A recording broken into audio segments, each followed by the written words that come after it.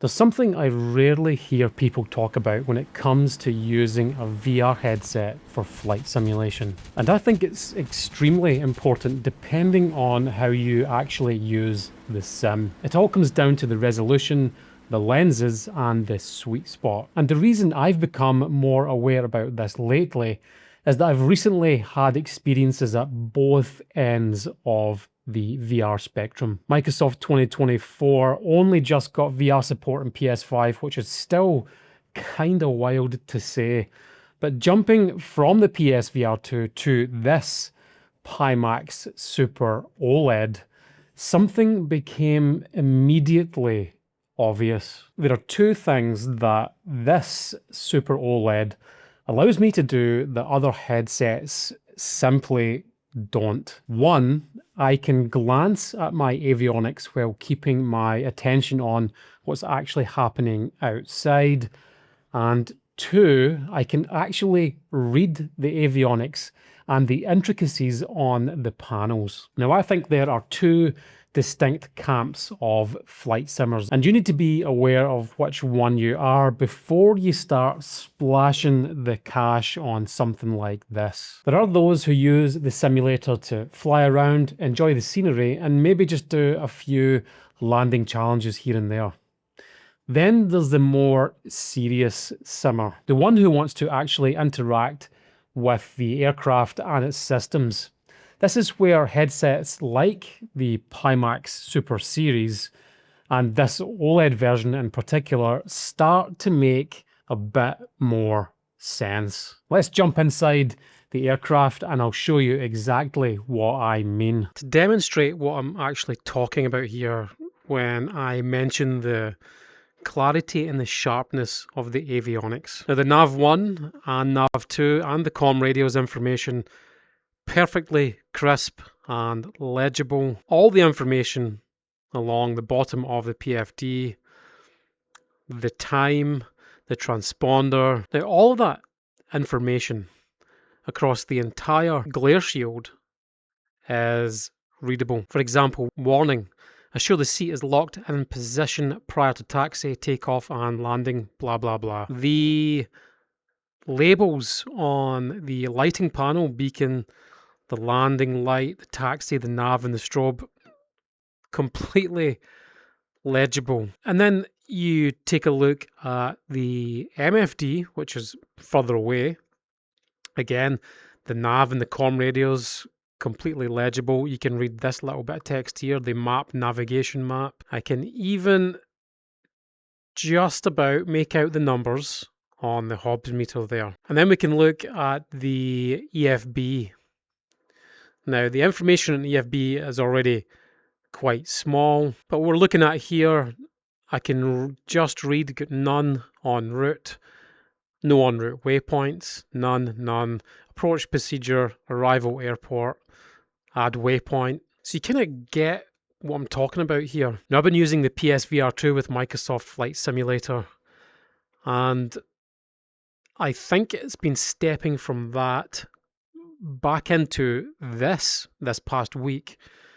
That just made my view on this super clear. Now we'll jump in to another plane, maybe something a little bit bigger. This is borderline mind-blowing.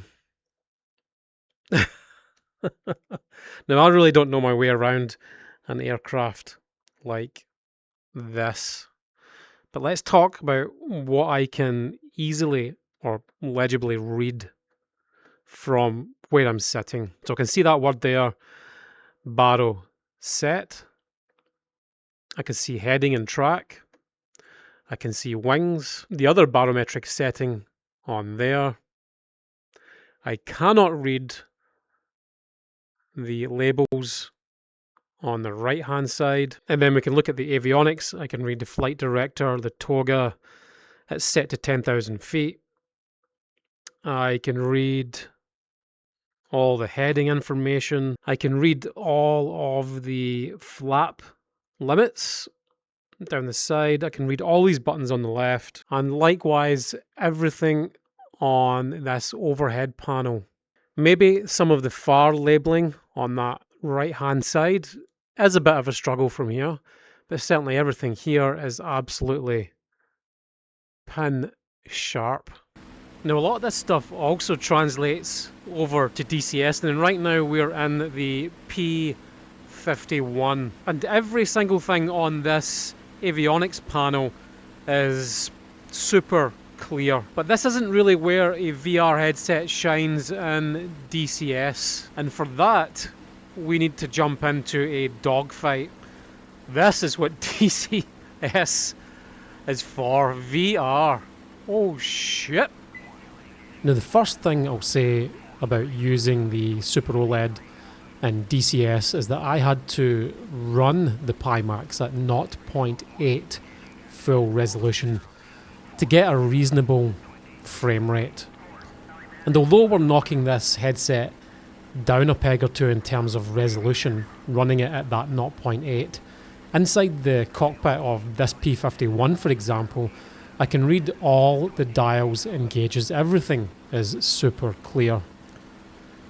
There is one thing that I was hoping for that it didn't quite manage though, and that was to completely get rid of labels.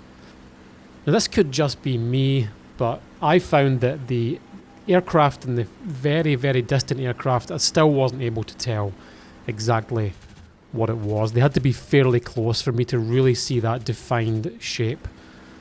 And again, just as we had with Microsoft Flight Simulator, I feel that I could spend more time with the Super OLED than I can with the ultra-wide. And I think that's to do with the sharpness of the lenses, the size of the sweet spot in the lenses, which is much, much bigger than what you would get in the ultra-wide. Not to mention the contrast levels and the binocular overlap, which I just find overall makes this headset much more comfortable and less fatiguing on the eyes. Now, I'll be quick on the broader impressions because you've probably heard most of this stuff already. The actual panels are a standout difference between this and even the other Pimax headsets. The way it handles the dark areas is just stunning.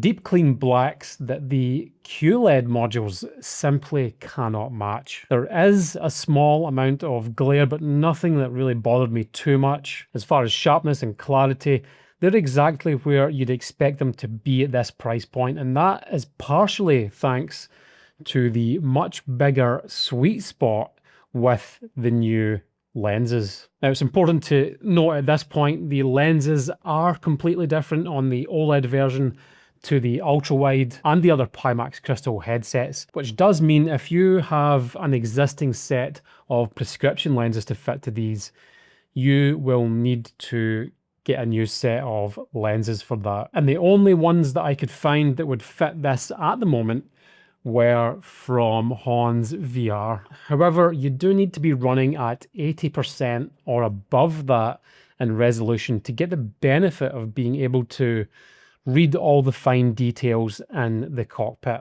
We can't really talk about resolution without mentioning the PC specs.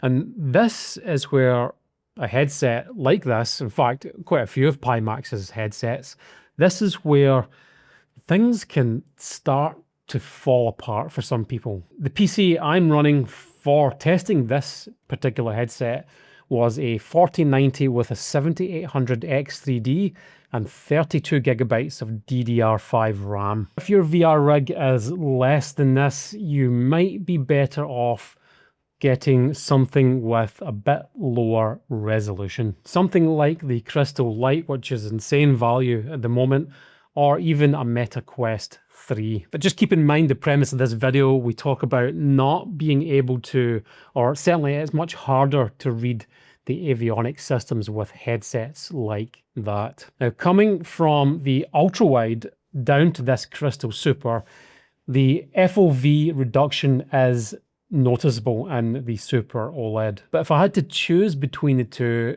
I'd take the OLED, and I'll share more of that in a second. Pimax's claim that you can get your eyes closer to these lenses is true, but it's less of a bonus feature and more of what I would call a requirement if you want a usable field of view. The binocular overlap is good, and that matters more than people give it credit for, particularly for longer sessions where eye comfort over hours is the thing that actually limits your time in the headset. And I found this headset much less fatiguing on the eyes than the likes of the ultrawide or the crystal light. The module itself is also lighter than the ultrawide, and you can feel it in your hands, but once it's strapped to your head, the difference is barely noticeable. Looking at the broader landscape, the Pimax ultrawide and standard versions are also solid choices if cockpit readability is your priority. But if budget is of concern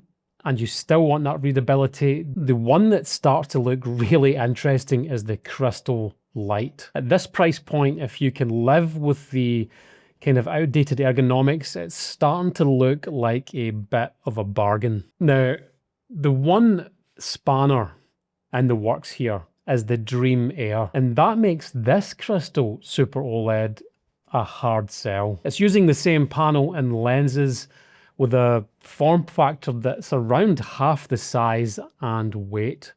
Now, I haven't used the Dream Air, but looking at them both on paper, the Super OLED seems a little bit kind of pointless. Let me know what you think about that in the comments, as I think it's pretty valid. Because aside from price, and they're kind of ballpark close enough to each other, the ergonomics are hugely different. Now, I do know that the Dream Air is suffering from comfort issues at the moment. I'm pretty sure that's going to get solved with some third-party accessories, but the difference in size compared to something like this is pretty vast. So here's where I land.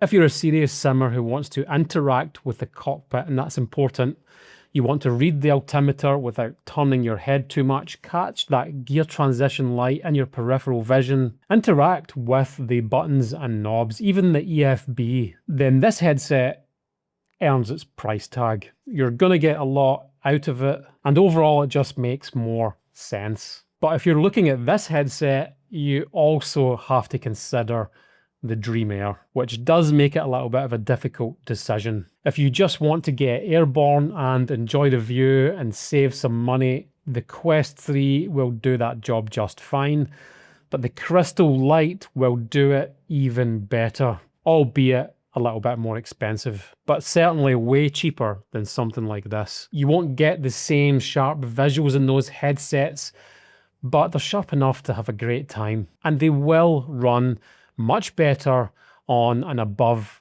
average PC.